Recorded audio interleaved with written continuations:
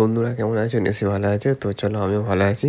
তো চলো আজকে একটা নতুন পার্সেল মানে তোমাদের খুলে দেখাবো, ঠিক আছে? তো এটা হচ্ছে আমাদের মিষ্টি শোনার জন্য, ঠিক আছে? আমাদের মেয়ে, ঠিক আছে? ছোট্ট মেয়ে। তো ওর জন্য অর্ডার করেছে ওর মা, ঠিক আছে? তো চলো দেখো ওর মা হচ্ছে আনবক্সিং করছে, ঠিক আছে? তো চলো তোমাদের দেখাই। তো বুঝতেই পারছো দেখো ওই প্রায় আনবক্সিং করে ফেলেছে, ঠিক আছে? তো চলো তোমাদের দেখাই। তো বুঝতেই পারছো খুব এক্সাইটেড হয়ে পড়েছে তোমরা, জানি, ঠিক আছে? কারণ তোমরা বুঝতেই পারছো যে এটা এই দেখো এটা হচ্ছে কী বলো তো, এটা হচ্ছে আমাদের মিষ্টি সোনার একটা থালা, ঠিক আছে? তো দেখো একটা বাটি দিয়েছে আর দুটো স্পুন যে বের করছে, ঠিক আছে? তার মধ্যে একটা কাঁটা, দেখো কাঁটা স্পুন, আর একটা হচ্ছে গোল, ঠিক আছে? কাঁটা হচ্ছে কোনো চিকেন মানে কোনো আলু ফালু এগুলো বুঝতেই পারছো ওগুলো তোলার জন্য, আর ওইটা হচ্ছে কোনো ডাল এগুলো, ঠিক আছে?